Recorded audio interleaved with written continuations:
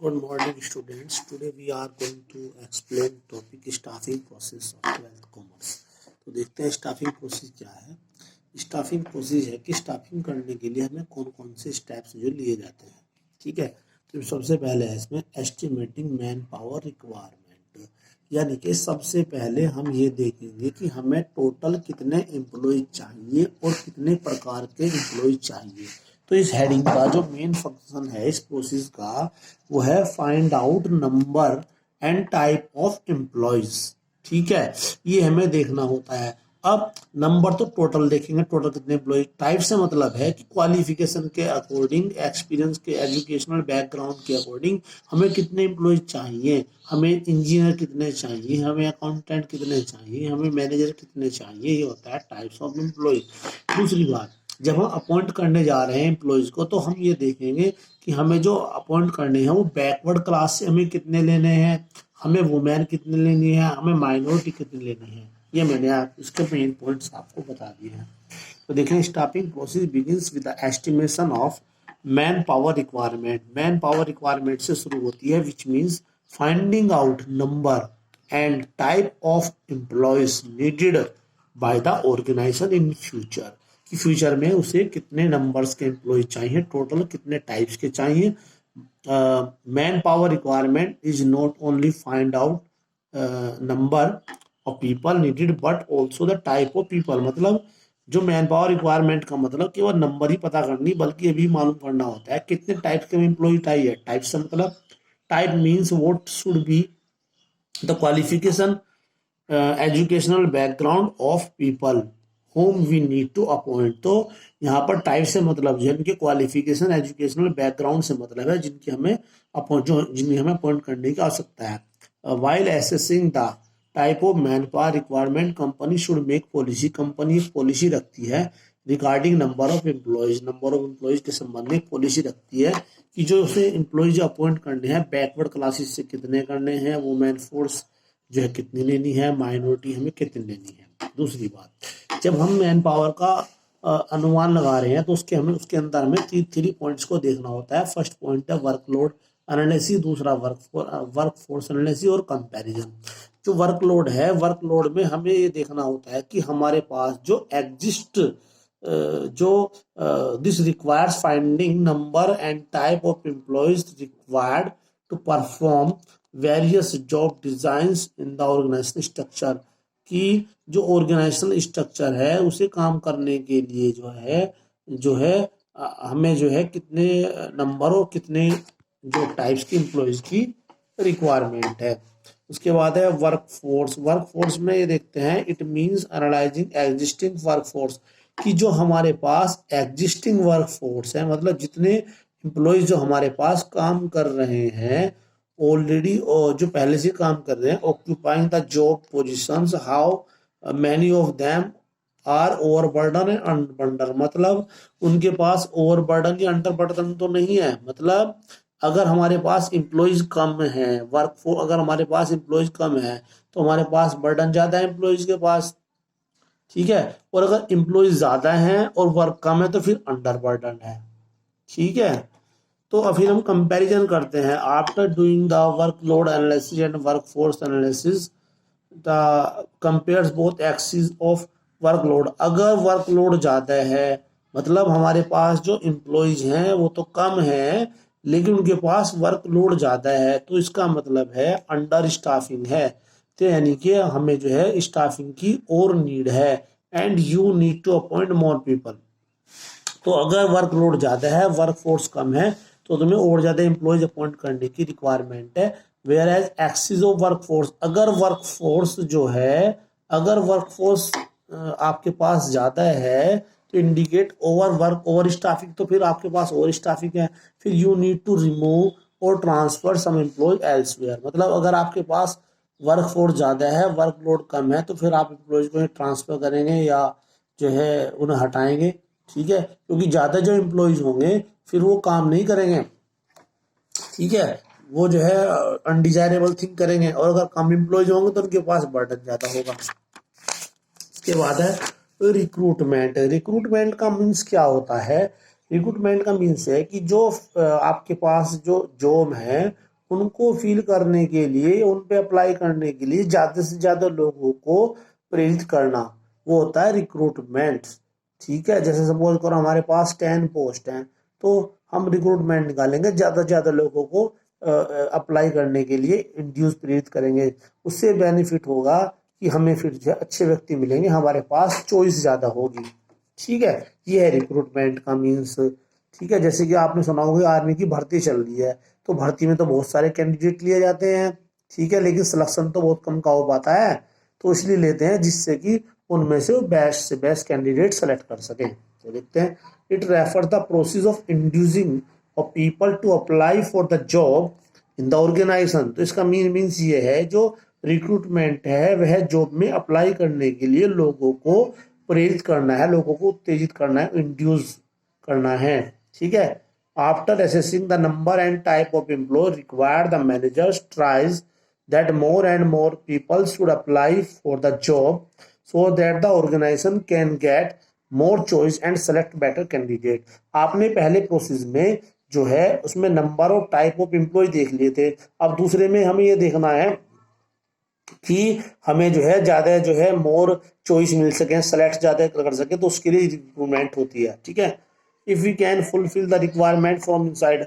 ठीक है, एक बात हो रहा है, अगर हम इनसाइड से कर सकते हैं रिक्रूटमेंट, हम इनसाइड से कर सकते हैं, तो इनसाइड से कैसे करेंगे, ट्रांसफर के थ्रू करेंगे, प्रमोशन के थ्रू करेंगे। ये बहुत इकोनॉमिकल होता है और जल्दी भी हो जाता है। अगर हम अपनी ऑर्गेनाइजेशन से ही ट्रांसफर कर लें, प्रमोशन कर लें, तो बहुत इकोनॉमिकल होगा और जल्दी भी हो जाएगा।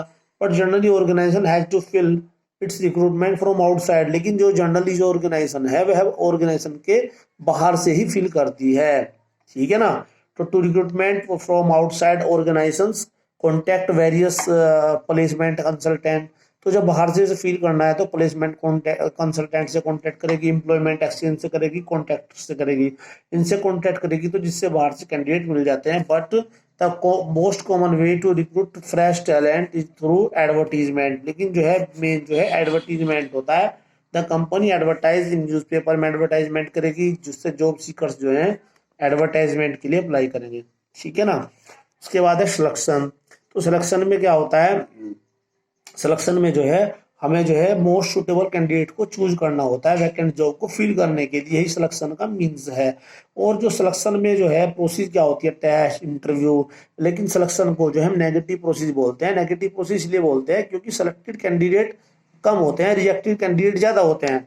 ठीक है, तो इसलिए होता है। तो it refers choosing the most suitable candidate to fill the vacant job position. This selection is done through a process which involve test, interview, इनसे होगा। To in selection the number of selected candidate is less than। जो selected candidate कम होते हैं number of rejected candidate से, तो why selection is negative process, इसलिए इसे negative process हम इसको बोलते हैं। तो इसका मेन ऑब्जेक्टिव क्या होता है, to select the best among, अब यानी कि बेस्ट को सेलेक्ट करना, to make selected candidate realise how seriously thing. जो सेलेक्टेड कैंडिडेट्स हैं उन्हें भी लगना चाहिए कि यहाँ की बातों को कितनी सीरियस लिया जाता है इस कंपनी में, यानी कि इस कंपनी में सिलेक्शन कितना टफ है। फिर उसके बाद है प्लेसमेंट एंड ओरिएंटेशन। तो प्लेसमेंट क्या होता है, प्लेसमेंट ये होता है कि जो कैंडिडेट्स है उसको जॉब देना।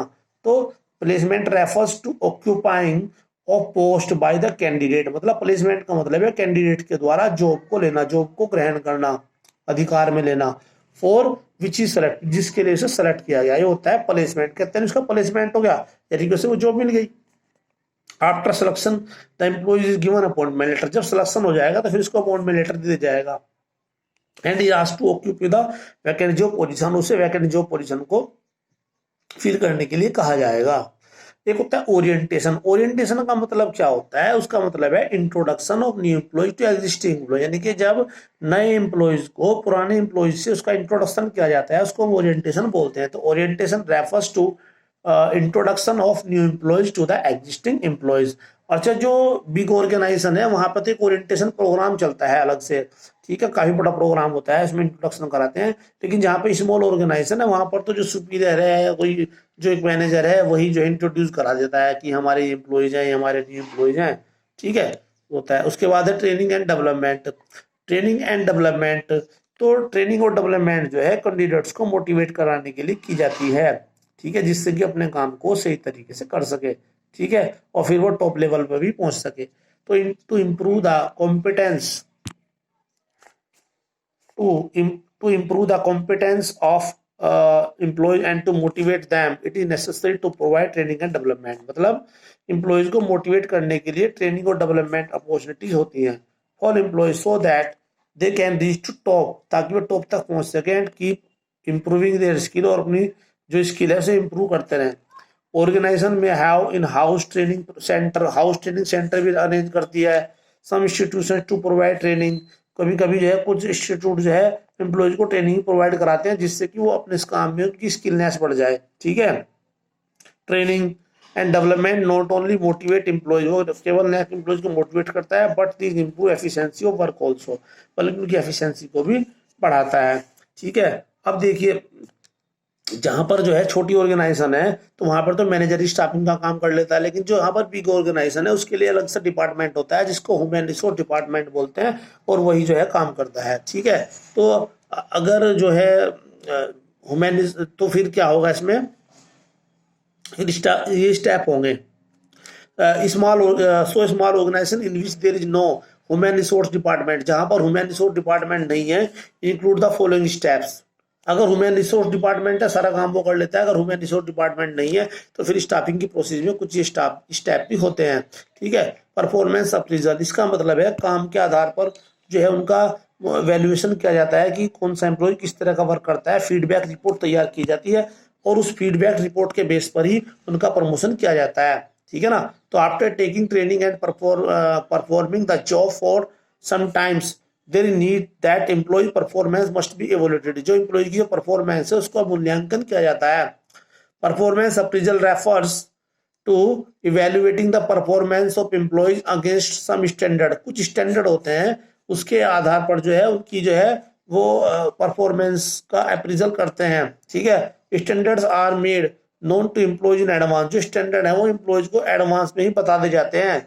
ठीक है. और superior prepare a feedback report on the basis of performance appraisal, performance appraisal के बेस पर जो है फीडबैक रिपोर्ट तैयार करता है. जैसे एक एम्प्लॉय है, आपको उसे प्रोडक्शन करना है कुछ, तो उसे बता दिया कि आप जो है अगर आप पर डे आप इतने पीस प्रिपेयर करने लगोगे तो हम आपका प्रमोशन कर देंगे. ठीक है. या और भी कोई जो है, सपोज करो मार्केटिंग है, मार्केटिंग के लिए टारगेट दे दिया गया है कि अगर आप एक 1 मंथ में अगर आप इससे ज्यादा सेल कर देंगे तो हम आपका प्रमोशन कर देंगे. तो यानी कि उसे मालूम होता है, और जो कैंडिडेट जल्दी अपने टारगेट को अचीव कर लेते हैं उन्हें फिर बना देते हैं, किसी को एरिया मैनेजर बना दिया, किसी को कुछ बना दिया, इस तरीके से उनका प्रमोशन कर देते हैं. उसके बाद है प्रमोशन एंड कैरियर प्लानिंग. ठीक है. तो इसमें क्या है, प्रमोशन का मतलब क्या होता है कि हायर पोजीशन की ओर भेजना एम्प्लॉयज को. तो promotion refers to being placed at higher job position with more pay, job satisfaction responsibility. Promotion का मतलब है कि उसे हायर जॉब पोजीशन देना, उसकी सैलरी ज्यादा होना, उसका जॉब सेटिस्फैक्शन ज्यादा होना, उसकी रेस्पॉन्सिबिलिटी को बढ़ाना. Generally on the basis of feedback report of employ performance they are given promotion opportunities for higher job positions. तो जो परफॉर्मेंस जो है दिखाते हैं तो उन्हें जो है जिसकी परफॉर्मेंस अच्छी होती है उन्हें प्रमोशन दिया जाता है, अपॉर्चुनिटी दी जाती है हायर जॉब के लिए. उसके बाद है कंपेंसेशन, है ना. कंपेंसेशन का मतलब यह है कि जो आप जॉब कर रहे हैं उस जॉब के बदले में जो आपको प्राइस दिया रहा है, जो आपको वैल्यू दी जा रही है एम्प्लॉयज को, वो होता है कंपेंसेशन. तो देखिए, it refers to the price of the job, मतलब यह है जॉब की कीमत होती है. अब इसमें क्या क्या चीज होगी, इट इंक्लूड, इसमें पेज आ गई, आपका कोई रिवार्ड मिल रहा है, अदर इंसेंटिव्स हैं. ठीक है. गिवन टू एम्प्लॉयज, तो ये सब मिला करके आपके कहलाते हैं कंपेंसेशन. अब इसमें 2 तरह के पेमेंट आते हैं, एक तो होता है इसमें डायरेक्ट पेमेंट और इनडायरेक्ट पेमेंट. जो डायरेक्ट पेमेंट होता है, डायरेक्ट पेमेंट जैसे वेजेस, सैलरी वगैरह, ये तो आपको कैश में दे दी, डायरेक्ट पेमेंट हो गया. इनडायरेक्ट पेमेंट में आपकी फैसिलिटी होती है, जैसे मेडिकल फैसिलिटी है, इंश्योरेंस है, ये आपके जो है इनडायरेक्ट पेमेंट में होते हैं. ठीक है. तो the manager must fix the right compensation on the basis of qualification type of job, मतलब उसी क्वालिफिकेशन बेस पर, उसकी टाइप ऑफ जॉब के बेस पर जो है उसका कंपेंसेशन फिक्स कर दिया जाता है.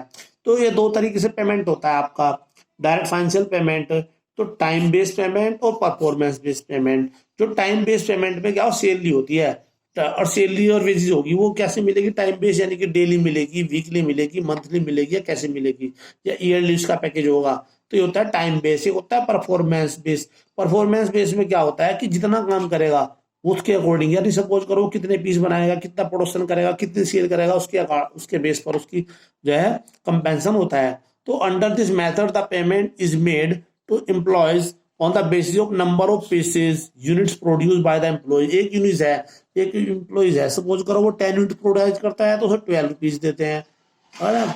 14 करता है तो और उसकी अमाउंट बढ़ा देते हैं, और वो 15 या 16 यूनिट पर डे प्रोड्यूस करता है तो सब 20 रुपीज पर यूनिट देते हैं। तो मतलब परफॉर्मेंस के बेस पर, ठीक है।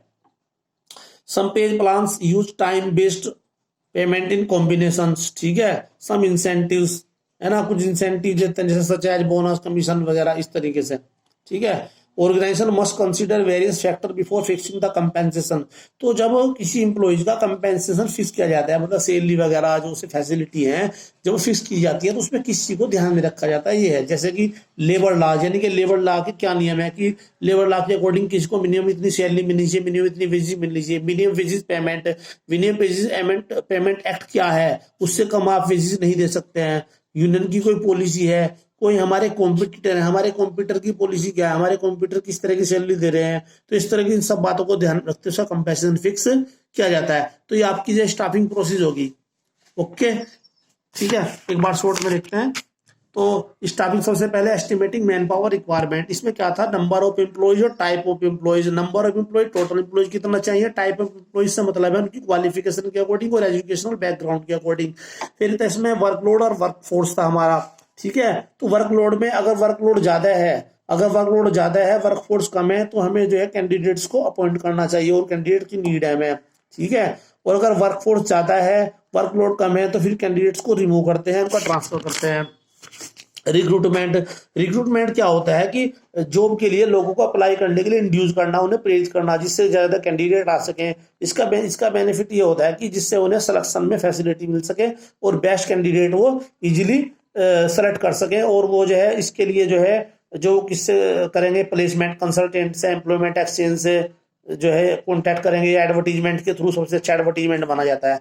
सिलेक्शन का मतलब यह है कि हमें मोस्ट सुटेबल कैंडिडेट को सिलेक्ट करना है फिल जॉब को अटेम्प्ट करने के लिए। उसके लिए टेस्ट, इंटरव्यू प्रोसेस होती है, और सिलेक्शन को नेगेटिव प्रोसेस बोलते हैं, क्योंकि सिलेक्शन में जो है सिलेक्टेड कैंडिडेट कम होते हैं और रिजेक्टेड कैंडिडेट ज्यादा होते हैं। प्लेसमेंट एंड ओरिएंटेशन, प्लेसमेंट का मतलब है कि एम्प्लॉयज ने जिसके लिए पोस्ट के अप्लाई किया था उसको वो जॉब देना। और ओरिएंटेशन का मतलब है introduction of new employees to existing employees, यानी कि नए एम्प्लॉयज का ओल्ड एम्प्लॉयज से इंट्रोडक्शन कराना। ट्रेनिंग एंड डेवलपमेंट जो है एम्प्लॉयज की कॉम्पिटेंस को बढ़ाने के लिए, उन्हें मोटिवेट करने के लिए ट्रेनिंग और डेवलपमेंट किए जाते हैं, जिससे कि उनकी स्किल बढ़ जाए और कैंडिडेट जो है हमारा मोटिवेट हो जाए। फिर उसके बाद था कि जहां पर मैनेजर है, जहां पे छोटी ऑर्गेनाइजेशन वहां तो मैनेजर कर लेता है, बड़ी ऑर्गेनाइजेशन में ह्यूमन रिसोर्स डिपार्टमेंट होता है, ठीक है। अगर जो है छोटी ऑर्गेनाइजेशन है तो वहां पर जो और भी कुछ काम करने पड़ते हैं। परफॉर्मेंस अप्रेजल होता है, परफॉर्मेंस अप्रेजल जो है कुछ स्टैंडर्ड बता देते हैं एम्प्लॉयज को कि आपको उसके अकॉर्डिंग आपका इवेल्युएशन किया जाएगा, और उसके बेस पर परफॉर्मेंस फीडबैक, उसके बेस पर फीडबैक रिपोर्ट तैयार की जाएगी, और उसी के बेस पर उसका प्रमोशन वगैरह किया जाएगा। फिर है promotion and career planning. Promotion का मतलब है कि हायर जॉब के लिए उसे भेजना, ज्यादा सैलरी देना, जॉब सेटिस्फैक्शन ज्यादा, रेस्पॉन्सिबिलिटी उसकी ज्यादा होती है, ठीक है। और एक फीडबैक रिपोर्ट के बेस पर जो है एम्प्लॉयज का प्रमोशन किया जाता है। कंपेंसेशन होता है जॉब के लिए प्राइस, जो वहां पे जॉब कर रहे हैं उसके बदले में जो आपको मिल रहा है वो होता है कंपेंसेशन। इसमें आपकी पे, रिवार्ड, इंसेंटिव वगैरह सब होते हैं, ठीक है। डायरेक्ट, इसमें दो टाइप्स के होते हैं, direct payment, indirect payment. Direct payment जो है वो आपको जो सीधा मिलता है, जो सैलरी वगैरह बेसिस मिलती है, वो डायरेक्ट पेमेंट होता है। इनडायरेक्ट पेमेंट वो होता है जो मेडिकल फैसिलिटी, इंश्योरेंस वगैरह आपको मिलते हैं, ठीक है। अब डायरेक्ट फाइनेंशियल पेमेंट दो तरह से देता है, टाइम बेस्ड। टाइम बेस्ड का मतलब है कि अगर आपकी सैलरी पर मंथ है, डेली है या वीकली आपका जो फाइनल कर दिया है वो। परफॉर्मेंस बेस पर ये होता है कि आप जो जितना वर्क करेंगे, आप कितने पीस बनाएंगे या कितनी आप सेल करेंगे, उसके बेस पर जो आपकी सैलरी होती है, ठीक है। और सम पे प्लान्स टाइम बेस, ठीक है, जैसे कुछ जो है बोनस वगैरह कंपेंसेशन भी मिलते हैं आपको, ठीक है। लेकिन अगर किसी का कंपेंसेशन फिक्स किया जा रहा है तो उसमें कुछ बातों को ध्यान में रखा जाता है, जैसे कि लेबर लॉज है, मिनिमम वेज पेमेंट है, यूनियन पॉलिसी है, कंप्यूटर पॉलिसी है, इनको ध्यान में रखा जाता है, ठीक है। ओके, इसको एक बार लाइक और सब्सक्राइब जरूर कर देना। Thank you.